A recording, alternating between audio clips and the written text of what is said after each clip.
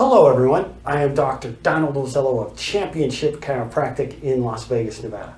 I am the author of Running, Maximize Performance, and Minimize Injuries. Welcome to today's episode of Dr. Ozello's Sports Medicine Report. Please feel free to visit my website, championshipchiropractic.com, where you can get additional information on the book and you can connect with me on other social media platforms. Please enjoy this sports medicine video. On today's episode of Dr. Ozello's Sports Medicine Report, I'm going to speak about a common knee injury. I'm going to speak about injuries to the meniscus. I'm going to explain to you the anatomy of the meniscus. I'm going to explain to you the injuries that occur and strategies that you could do to help yourself to prevent these injuries and to rehabilitate these injuries. The meniscus is cartilage that separates the femur from the tibia. The femur is the thigh bone, the tibia is the large bone in the lower leg. The meniscus is separated into two crescent-shaped discs located inside a joint, one medially and one laterally. When you view them from above, or what we call in medical terminology, a superior view, the medial meniscus is C-shaped and the lateral meniscus is O-shaped. The meniscus is attached to the tibial plateau along the periphery. The meniscus is also attached to the patella via ligaments called the patellomeniscal ligaments.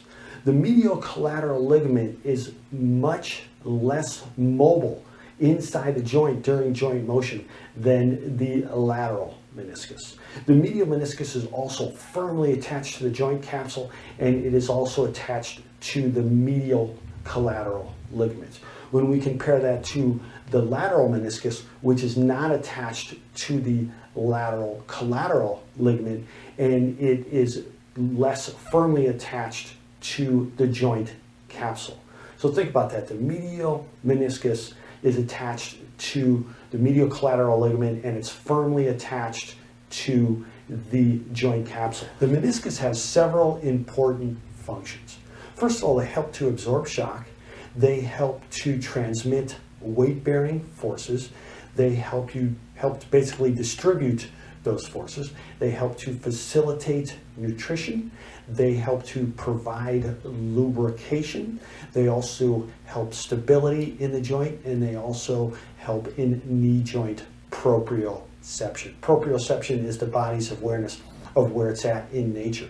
So a healthy meniscus is extremely important in lower extremity function. A combination of torsional and axial loading appear to be the cause of most meniscal injuries. Meniscal injuries can be classified by several different ways. Can be direction, plane, shape, the location. So there's a lot of different ways that the injury can be classified when we're speaking about a meniscal tear. The medial meniscus is injured more often than the lateral meniscus. About 75% of meniscal injuries are medial meniscal injuries. Also, most of the injuries, I don't want to say most, but the posterior horn of the meniscus is injured more often than the anterior horn of the meniscus. The two most common predisposing factors of a meniscal injury are degenerative joint disease in the knee and a prior ACL injury, the anterior cruciate ligament. Also, a meniscal injury can occur isolated. It can be the only thing that happens, or it can occur in combination with other injuries. When we think about the medial meniscus, many times there is an injury, it's called O'Donoghue's triad, also nicknamed the unhappy triad or the terrible triad, where there is a meniscal tear along with an ACL tear and a medial collateral ligament tear. So those three structures can be torn in one injury. Again, that is the medial meniscus, the anterior cruciate ligament, and the medial collateral ligament. When a meniscal injury occurs, it usually occurs from a single traumatic event. Pain usually begins immediately, and there is a lack or a limited range of motion, especially in knee flexion, in bending of the knee. Swelling usually occurs over the first 24 to 48 hours, and it's usually minimal to moderate. It's not that great. But when this injury occurs and it is not treated, obviously the pain and the swelling is going to become reoccurring, especially after activity. In the joint, when we try to move, there's going to be sort of locking, catching, clicking and popping inside that knee joint. The swelling, like I said, it's going to reoccur. The pain is going to reoccur. And the pain, depending on what is injured, the medial meniscus or the lateral meniscus, it's going to be right along that joint line. So if it's a medial meniscus tear, it's going to be right along the medial joint line of the knee. If it is a lateral meniscus tear, it's going to be along the lateral joint line of the knee. Prevention, injury prevention. If you have seen any of the other Dr. Ozello Sports Medicine report, you know that I preach injury prevention. Injury prevention is faster, easier, and less expensive than injury rehabilitation. Now, when we speak about a meniscus injury, the keys to preventing this type of injury obviously are strengthening the muscles that surround the joint, improving proprioception, which is the body's awareness of where it's at in nature. So doing exercises on an unstable surface, things like the rocker board, the wobble board, the Bosu ball, the fit ball, those type of tools are going to help to improve proprioception and help the knee joint health overall, but it will also help to prevent an injury because the body will be able to react to different positioning much quicker. Also, like I said, strengthening the entire joint. If you have a strength imbalance between the quadriceps and the hamstrings, you want to strengthen the hamstrings. You also want to strengthen the calves because the calves do cross the knee joint. So do everything you can to build healthy knees.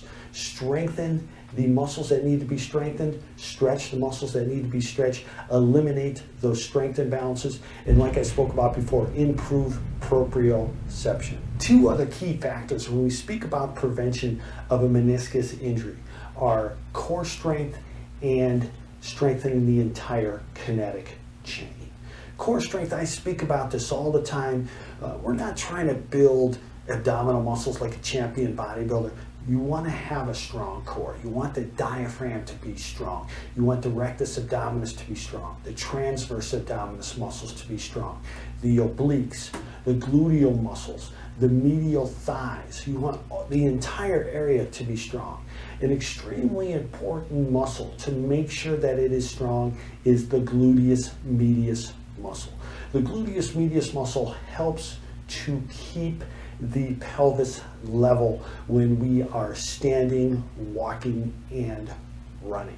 So basically when we're moving, okay? So you want to make sure that that muscle is extremely strong to keep the pelvis level. Also, I spoke about strengthening the entire kinetic chain.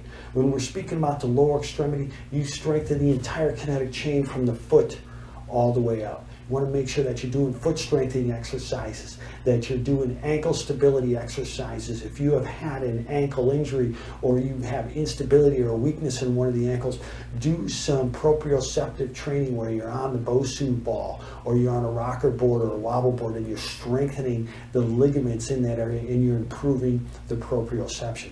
Strengthen the lower leg. I already mentioned the calves a little bit, but strengthen the entire lower leg. Eliminate any strength imbalances that you may have in the lower leg. Already mentioned strengthening the knee, strengthening the thighs, especially the hamstrings, strengthen your gluteal muscles, and strengthen your spine. Strengthen the deep muscles in the spine, improve your posture. All this is going to help you not only to prevent injuries to the meniscus, but to prevent all sports injuries. Now, when we speak about rehabilitation of a meniscus injury, first of all, whatever course of action that you decide to take, if you need surgery, go ahead and find an expert, get that surgery done. When you are rehabilitating, if you want to use a doctor of chiropractic or if you want to use a physical therapist, a strength and conditioning coach, an athletic trainer, whatever you decide to do, or a combination of those people. Be consistent with your rehabilitation. Work extremely hard and work extremely smart. You want to obviously improve your pain-free range of motion. You want to improve the stability in the joint. And one thing I haven't mentioned yet is that when there is something going on with the knee, if something's not functioning correctly in the knee, another area is going to have to carry that load. So if there is an injury to the meniscus in the knee, could be medial, could be lateral, that can affect the way that you walk and move. So your hip or your spine may take a greater workload, and that increased demand can lead to an injury in that area. So when you are rehabilitating an injury, make sure that you are obviously focusing on the area that needs to be rehabilitated, but don't neglect everything else. Okay. Once you are able to graduate from the beginning exercises where you're increasing the motion and you're doing non-weight bearing exercises, once you can progress from those and graduate to weight bearing exercises and then multi-joint functional exercises, you want to do those, and it's going to help you to get everything working properly. You will get the correct movement patterns back, and you will get that symmetry back, meaning that the joints will be strong from medial to lateral and from right to left, and you will get the entire kinetic chain functioning. So you want to start with the very basics and build up gradually, okay, in very small increments. But once you are able to do your full body or your multi-joint full body functional training, things like squats, things like lunges, if you can do those, by all means start to do those. Strengthen your hamstring muscles. Strengthen any area that is weak along that kinetic chain, because that's going to help you to recover from this injury. Thank you for viewing today's episode of Dr. Ozello's Sports Medicine Report. I am Dr. Donald Ozello of Championship Chiropractic in Las Vegas, Nevada. I am the author of Running, Maximize Performance, and Minimize Injuries. Please feel free to like this video. Please feel free to subscribe to my YouTube page, Dr. Donald A. Ozello, DC. I publish Dr. Ozello's Sports Medicine Report every Thursday and 2 Minutes of Anatomy every Monday and every Friday. Please leave feedback, questions, or suggestions in the comment section below. Also, if you have recovered from a meniscus injury, or you have done exercises or helped someone do exercises to rehabilitate or prevent a meniscus injury, please feel free to leave information in the comment section below so we can help each other and we can help other athletes to prevent and rehabilitate these injuries. Thank you again for viewing today's episode of Dr. Ozello's Sports Medicine Report. Train hard, train smart, stay injury-free, and accomplish your goals.